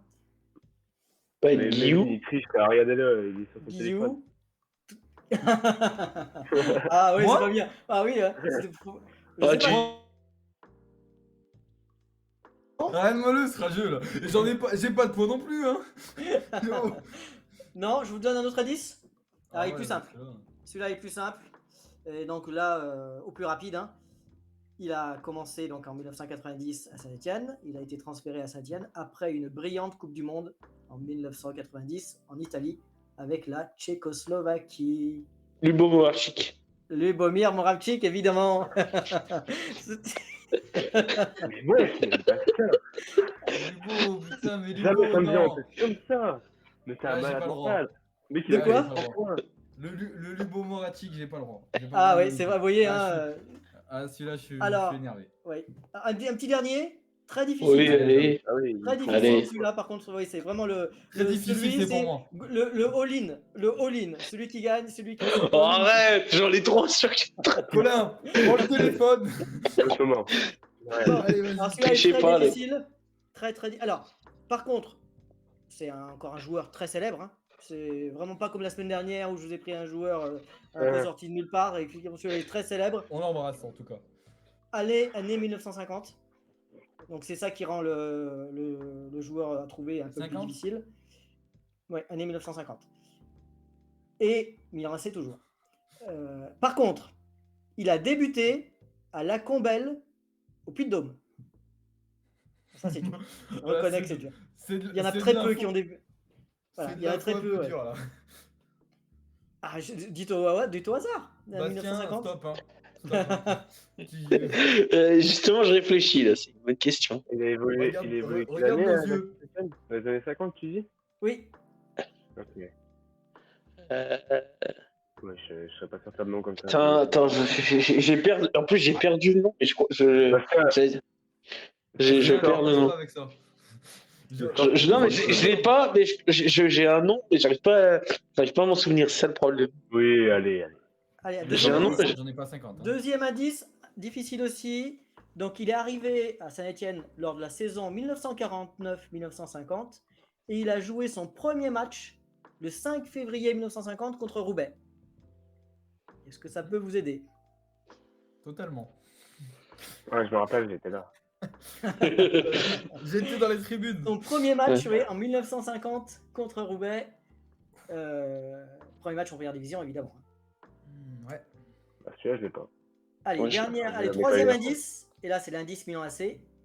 Il était le capitaine de l'AS Saint-Etienne contre le Milan AC Pour le deuxième en match. coupe latine. Ah. C'était une coupe importante à l'époque, puisqu'elle réunissait les 4 champions des championnats latins, la France, le Portugal, l'Italie et l'Espagne. D'accord. Et donc, il était en 1956, puisque c'était en 1956, le capitaine de l'équipe de Saint-Étienne contre le Milan AC. Défaite 4-3 d'ailleurs. On était mené 3-1, on est revenu à 3 partout et on a encaissé un but à la 88e minute ou à la 90e, je sais plus. On a marqué la 87e et on a encaissé la 88e. Bref, on a perdu 4-3. Non? Là, j'avoue, non. Là, Si tu nous sors un nom Je vais dire un truc, mais je pensais. Vas-y. Rachid Mekoufi. Alors, c'était la bonne période. Rachid Mekoufi a commencé en 1954. Mais tu as raison, c'est la bonne période. Il était d'ailleurs joueur contre le Milan AC. Il était présent contre le Milan AC. Mais c'est pas lui. Il n'était pas capitaine. Il n'était pas capitaine à ce moment-là. J'ai du mal avec les joueurs des années 50, c'est abusé. Alors, c'était la période où je connais le moins. C'est vrai que celui-là est très très difficile. Par contre, là, je vais vous donner l'indice qui pourrait peut-être vous mettre sur la voie. C'est le joueur, donc ce joueur-là dont je vous parle, c'est le joueur qui a joué le plus de matchs pour l'AS Saint-Étienne, qui a été le plus souvent capitaine de l'AS Saint-Étienne, 424 fois capitaine de l'AS Saint-Étienne. Il a été 424 fois Saint-Étienne, donc vous voyez, c'est pas n'importe qui. Hein. Celui qui a joué le plus de matchs, plus de 500 matchs pour l'AS Saint-Étienne. À une époque, on jouait. Pardon ? C'est pas Keita le plus capé ? Non, c'est pas lui. C'est bien celui Salif Keita et fait partie des très grands joueurs, hein, mais celui-là, c'est le plus grand capitaine de tous les temps, un joueur qui est, à mon sens, de par sa carrière, parmi les 10 meilleurs joueurs de l'AS Saint-Étienne, de par sa carrière. Hein. Et c'est un joueur qui a été donc 424 fois capitaine. Sachez que par exemple Robert Herbin n'a joué que 399 matchs. D'accord ? Donc lui, il a été 424 fois capitaine. Et donc il a joué plus de 100 matchs de plus, 544 de mémoire. De mémoire, est-ce que c'est ça ? Je ne me souviens plus. 537 matchs exactement, il a joué. Donc 423 en première division et 424 fois capitaine. Je vais dire une connerie, mais je tente. Oui. Larquet. Ah, c'est pas la même époque. Ouais, Karl Larquet a commencé en 1966. 1970, c'est pas la même époque. D'ailleurs, René Domingo. Bien joué. C'est bien celui-là, c'est bien René Domingo, l'un des plus grands. Arrête, Bastien, arrête de dire. J'en connais deux des années 50, c'est celui-là qui m'est revenu en dernier. C'est un très grand joueur qui a d'ailleurs terminé sa carrière en 1963. Samedi. Donc il a terminé sur un titre de champion de France, puisque l'AS Saint-Étienne a été champion de France en 1963 et 1964. Il a terminé sa carrière, il a été fauché, il a eu double fracture, et à cette époque, double fracture de la jambe, on n'en revenait pas. Donc, et malgré tout, sinon, vous imaginez, il aurait peut-être joué plus de 2 ou 3 ans de plus, peut-être 2 ans. Et malgré ça, il est le joueur qui a le plus eu de sélections pour l'AS Saint-Étienne de toute l'histoire du club. Donc c'était aussi un petit clin d'œil pour un joueur et qui a en plus joué contre le Milan AC. Pas rien non plus, hein, en 1956, pour être 56, pour être précis. Je dirais même, attends, vous me faites douter, non, c'est même 1957, pardon. C'est Coupe latine en 1956, voilà. Il avait aussi une sélection avec l'équipe de France, contre l'Angleterre. Mais c'est pas un bon souvenir. En 57, oui. En novembre 57. Et c'était pas un bon souvenir parce qu'ils avaient pris 4-0. Donc je pense que ça lui a pas porté d'honneur parce que c'était sa seule sélection. Bon, voilà. Un très grand joueur. Et ça m'a permis de le glisser dans mon petit quiz spécial Milan AC. Bravo Bastien. Voilà. Oui, victoire écrasante. Trop fort. Eh oui. Bon voilà, merci pour ce petit quiz sympathique. La concurrence. En tout cas, pour ton très joli quiz. Puis, merci beaucoup. On reviendra plus fort, Colin. On va se dire ça. Ouais, je suis pas sûr. Comme dit, je vais terminer par comme disent les amis anglais, hein, sorry, good game. Voilà. En tout cas, j'espère que vous aurez appris 2-3 petites choses avec ce petit. J'aurais tout appris. Alors là, je me coucherai moins bête. Ah oui. Non, écoutez, messieurs, sur ce super quiz, on vous souhaite une très bonne fin de soirée. On se dit donc à mercredi prochain pour le débrief du coup du match Grenoble-Saint-Etienne et l'avant-match de Saint-Etienne-Metz. On se dit donc à mercredi prochain. Merci en tout cas à Melvin, à Albert et merci au boss Colin. Messieurs, salut à tous. Ciao, ciao, ciao. Allez, bon Allez match. les Verts. Salut. Bon match.